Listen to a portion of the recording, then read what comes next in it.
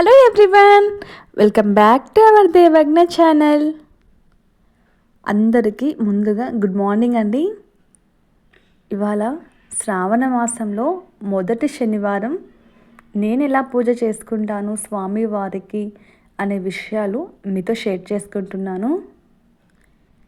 అదేవిధంగా శ్రావణ మాసంలో మనకు శుక్రవారం, శనివారాలు, అలానే సోమవారం చాలా విశేషంగా పూజలు అనేది చేస్తూ ఉంటాం కదా. ఇవాళ నా పూజా విధానం, అలానే స్వామివారికి పిండి దీపం విశిష్టత, అసలు పిండి దీపం పెట్టడం వలన లాభం ఏంటి, నష్టం ఏంటి, అసలు పిండి దీపం ఎందుకు పెట్టాలి, ఇలాంటి డౌట్స్ అనేవి కూడా నాకు తెలిసిన కొన్ని విషయాలు మీతో షేర్ చేసుకుంటున్నాను. ముందుగా తెల్లవారుజామున లేచి చక్కగా ఇంటినంతా కూడా శుభ్రం చేసేసుకొని, ఆ తర్వాత ఇంటి ముందు చిన్న ముగ్గైనా సరే చక్కగా వేసుకొని, మనకు ఉన్నంతలో అయినా సరే ఇంటిని చక్కగా ఎంతో కళగా పెట్టుకోవాలి.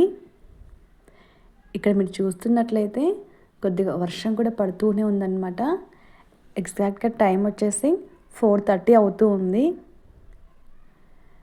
సో ఇల్లంతా కూడా శుభ్రం చేసేసుకున్నాక నేను కూడా స్నానం చేసి, ఆ తర్వాత ఇలా బియ్యాన్ని ముందుగా నానబెట్టుకొని ఇలా ఆరబెట్టుకున్నాను అన్నమాట.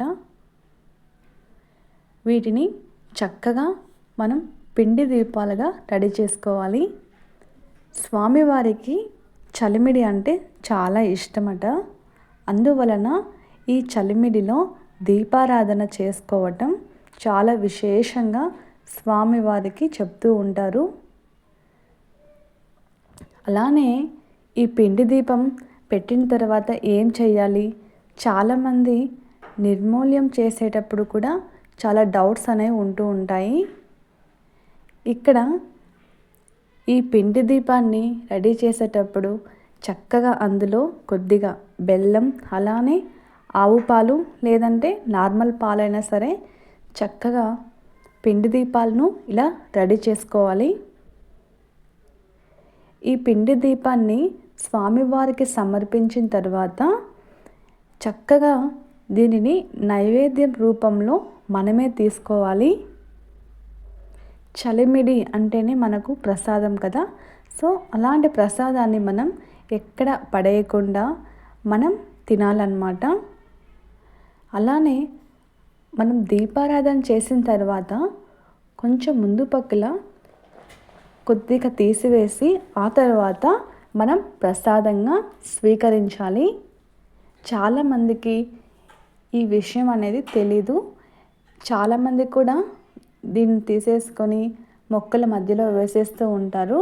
కానీ ఇది ఇంట్లో అందరూ కూడా తినడం చాలా మంచిది. ఇంకా చుట్టుపక్కల వాళ్ళకి కూడా ఇలా చక్కగా ఇవ్వటం మనకు కూడా చాలా మంచిదన్నమాట. ఇది మీరు తినలేరు అని అనుకుంటే మనకు దగ్గరలో ఆవులు ఉన్నా సరే ఆవులకి సమర్పించినట్లయితే ఇంకా మంచిది.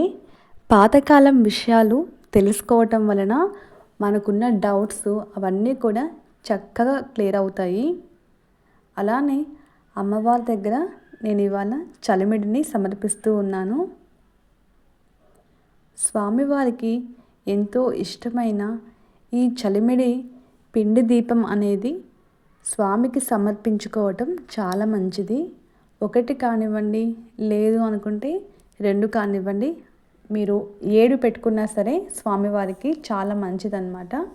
వెంకటేశ్వర స్వామికి ఇలా మనం ఒక సంకల్పంగా పెట్టుకొని ఏదైనా కోరిక కోరుకున్నా సరే, లేదు అంటే మన ఇంట్లో ఏదైనా ఆరోగ్య సమస్యలు ఉన్నా సరే, ఇలా ఏవైనా ఉన్నప్పుడు స్వామివారికి చెప్పుకొని చక్కగా ఇలా పిండి దీపాలతో స్వామివారికి సమర్పిస్తూ మీ ఇంట్లో ఆరోగ్య సమస్యలన్నీ కూడా తొలగిపోతాయి.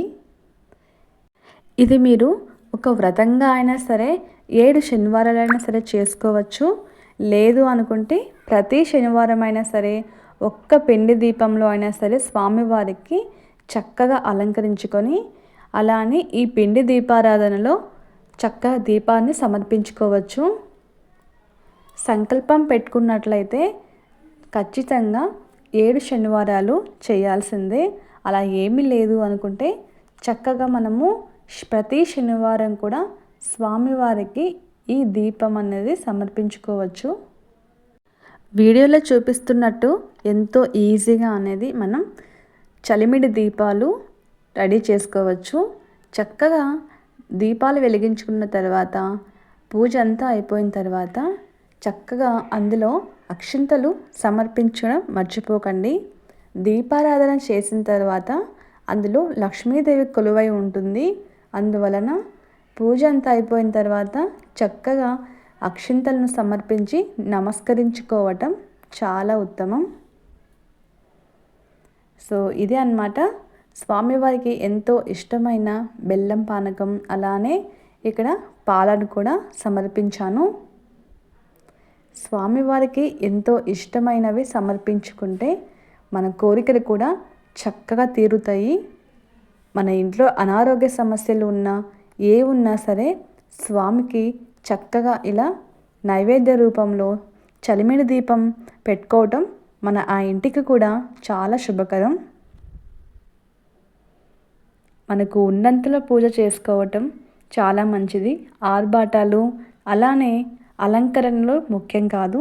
స్వామివారికి మన దగ్గర ఉన్న ఒక్క తులసి దళమైనా సరే చక్కగా స్వామివారికి మనస్ఫూర్తిగా సమర్పించుకోవటం వలన మనలో ఉన్న భక్తి అనేది స్వామికి చాలు. అలంకరణ అనేది ముఖ్యం కాదు. ఇది అన్నమాట చక్కగా స్వామివారికి ఈ శ్రావణ శనివారం రోజున నా పూజా విధానం. అలానే స్వామివారికి చక్కగా ఇవాళ కొబ్బరికాయని కూడా సమర్పించుకున్నాను. శ్రావణ మాసంలో ముఖ్యంగా మనము కొబ్బరికాయని సమర్పించుకోవాలి. అది మీ ఇష్టాన్ని బట్టి, ఇష్ట దైవాన్ని బట్టి ఏదైనా సరే చక్కగా స్వామికి సమర్పించుకోవచ్చు. కొంతమంది శుక్రవారం రోజున కూడా స్వామికి అలానే అమ్మవారికి సమర్పించుకుంటూ ఉంటారు. ఇక్కడ చూస్తున్నట్లయితే పూజా గదిలో ఎలాంటి ఆర్భాటం లేకుండా చాలా ప్రశాంతంగా అనిపిస్తూ ఉంది కదా. ఇది అన్నమాట నా పూజా విధానం. మీకు అందరికీ ఎలా అనిపించింది ఏంటి అనే విషయాలు నాకు తప్పకుండా కామెంట్ సెక్షన్లో షేర్ చేయండి. స్వామివారిని చూస్తూ ఉంటే ఒక పువ్వు అయినా సరే ఎంతో కళగా అనిపిస్తూ ఉంది కదా. అసలు సాక్షాత్తు ఆ 7 కొండల వాడు ఇక్కడ దిగి వచ్చారేమో అనిపిస్తూ ఉంది. ఆ స్వామివారి చిత్రపటాన్ని చూస్తూ ఉంటే అంత కళగా అనిపిస్తూ ఉంది. అందుకే చెప్పారు ఇంట్లో దీపం అనేది చాలా ముఖ్యం అనేసి. దీపం అనేది ఆ ఇంటికి చాలా శుభకరం. వీలైతే పొద్దున సాయంత్రం ప్రతిరోజు కూడా పెట్టడానికి ట్రై చేయండి. చక్కగా స్వామివారికి ధూపం, దీపం, నైవేద్యం చక్కగా ఉన్న పుష్పాలతోటి స్వామికి సమర్పించుకొని స్వామివారిని తలుచుకుంటూ, అలానే మనకు వచ్చిన శ్లోకాన్ని స్వామివారికి తలుచుకుంటూ అలా పూజనైతే కంప్లీట్ చేసుకున్నాను.